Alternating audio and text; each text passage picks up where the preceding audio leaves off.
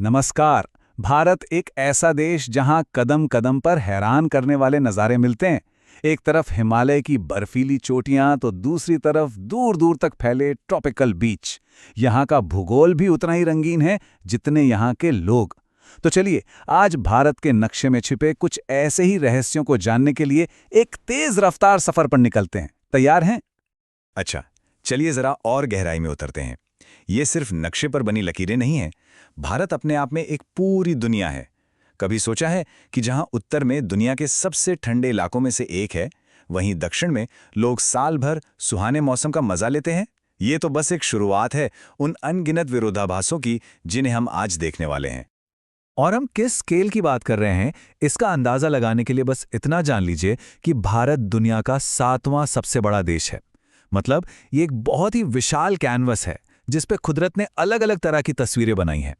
और अगले कुछ मिनटों में हम इसी पहेली को सुलझाने की कोशिश करेंगे। और जैसा कि हर सफर की एक शुरुआत होती है, हमें भी एक स्टार्टिंग पॉइंट चाहिए। तो चलिए सबसे बुनियादी बात से शुरू करते हैं। नक्शे पर भारत कहाँ है और इसके अड़ोसी पड़ोसी कौन है? भारत की सीमाएं कई देशों से मिलती हैं और ये बॉर्डर्स सदियों से दिलचस्प कहानियों का हिस्सा रहे हैं। जैसे एक मजेदार बात यह है कि 5 भारतीय राज्य बांग्लादेश को छूते हैं, लेकिन मणिपुर इतना पास होकर भी उनमें से एक नहीं है ना अजीब? ऐसी छोटी छोटी बातें अक्सर हमसे छूट जाती हैं। अब एक ऐसी लाइन की बात करते हैं जो नक्शे पर तो दिखती है पर जमीन पर नहीं। एक ऐसी लाइन जो भारत को लगभग 2 बराबर हिस्सों में बांट देती है और इसका असर यहाँ के मौसम, यहाँ के संस्कृति और करोड़ों लोगों की जिंदगी पर सीधे सीधे पड़ता है। जी हाँ, मैं बात कर रहा हूँ कर्क रेखा की। और जब बात कर्क रेखा की हो ही रही है, तो भारत में एक नदी ऐसी भी है जो इस काल्पनिक रेखा के साथ मानो खेलती है। ये है माही नदी। ये देश की इकलौती ऐसी नदी है जो अपने रास्ते में कर्क रेखा को एक बार नहीं बल्कि 2 बार काटती है। कर्क रेखा भारत के 8 राज्यों से होकर गुजरती है। अब इन 8 के नाम याद रखना थोड़ा मुश्किल हो सकता है ना? लेकिन इसके लिए एक बहुत ही आसान और मजेदार कहावत है। हालांकि हम आज इसकी गहराई में नहीं जाएंगे, पर यह एक बेहतरीन उदाहरण है कि कैसे एक मुश्किल ज्योग्राफिकल फैक्ट को याद रखने लायक बना दिया जाता है। चलिए, अब इन मैदानों को पीछे छोड़ते हैं और थोड़ा ऊपर चलते हैं, दुनिया की छत की ओर।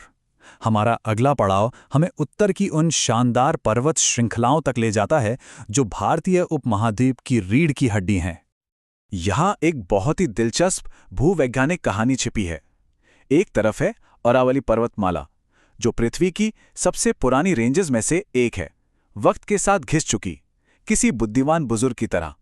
और दूसरी तरफ है शिवालिक रेंज, जो युवा और ताकतवर हिमालय का हिस्सा है और आज भी बढ़ रही है, बिल्कुल किसी जोशीले नौजवान की तरह। लेकिन ये पहाड़ हमेशा से दीवार बनकर नहीं खड़े रहे। पूरे इतिहास में इन पहाड़ों के बीच बने दर्रों ने दरवाजों का काम किया है। इन्हीं रास्तों से व्यापार हुआ, लोग आए गए और कभी कभी तो हमले भी हुए। हर एक दर्रे की अपनी एक कहानी है। देखिए, उत्तर में तो सारा ध्यान हिमालय खींच लेता है, लेकिन दक्षिण भारत का भी अपना एक हीरो है। अनाईमुड़ी चोटी, जैसा कि यहां लिखा है, पश्चिमी घाट का बेताज बादशाह है और दक्षिण भारत की सबसे ऊंची चोटी भी। पहाड़ों से ही तो निकलती हैं नदियां, वो नसें जो पूरे भारत को जीवन देती हैं। चलिए अब उनके बहाव के साथ साथ चलते हैं और उन कहानियों को खोजते हैं जो उनका पानी अपने साथ लेकर आता है। गंगा का बनना सिर्फ एक भौगोलिक घटना नहीं है, ये एक पवित्र पल है। जैसा कि हम देख सकते हैं, 2 नदियां भागीरथी और अलकनंदा देवप्रयाग में आकर मिलती हैं और यहीं से जन्म होता है भारत की सबसे पूजनीय नदी गंगा का। वैसे भारत की सभी नदियां एक ही दिशा में नहीं बहती।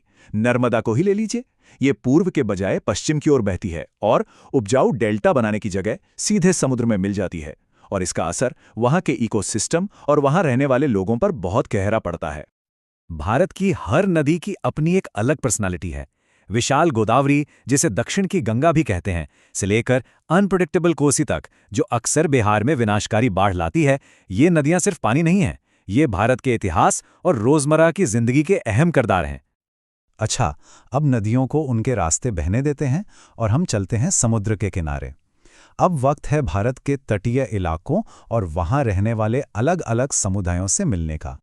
अगर हम भारत के नक्शे को देखें तो एक राज्य ऐसा है जिसकी समुद्री सीमा बाकी सबसे कहीं ज्यादा लंबी है। कोई अंदाजा लगा सकता है कि वो कौन सा राज्य है? जी हां, बिल्कुल सही, वो है गुजरात। इसकी विशाल तटरेखा सदियों से व्यापार और संस्कृति का एक बड़ा केंद्र रही है। ये सफर हमें दिखाता है कि भूगोल सिर्फ जमीन और पानी का खेल नहीं है, ये लोगों की पहचान को बनाता और संवारता है। एक तरफ कर्नाटक का टेक हब है तो दूसरी तरफ अंडमान द्वीपों की प्राचीन जनजातियां हैं जो हजारों सालों से प्रकृति के साथ तालमेल बिठाकर रह रही हैं। तो हमने बहुत कम समय में एक बहुत लंबा सफर तय कर लिया है। चलिए एक नज़र डालते हैं कि भारत के भूगोल की इस तेज तरार यात्रा से हमें कौन सी खास बातें याद रखनी है। हमने सबसे पुराने पहाड़ों से लेकर सबसे लंबी तटरेखा तक का सफर किया, एक अनोखी नदी से मिले और उन कुछ सबसे अहम भौगोलिक निशानों को पहचाना जो इस लाजवाब देश की पहचान है। और ये सब हमें एक आखिरी सवाल पर लाकर छोड़ता है, आखिर इतना विशाल और इतना विविध भूगोल 1 अरब से ज्यादा लोगों की पहचान को कैसे बनाता है? इसका जवाब जाहिर है उतना ही जटिल और दिलचस्प है जितना कि खुद भारत। इस सफर में हमारे साथ शामिल होने के लिए धन्यवाद।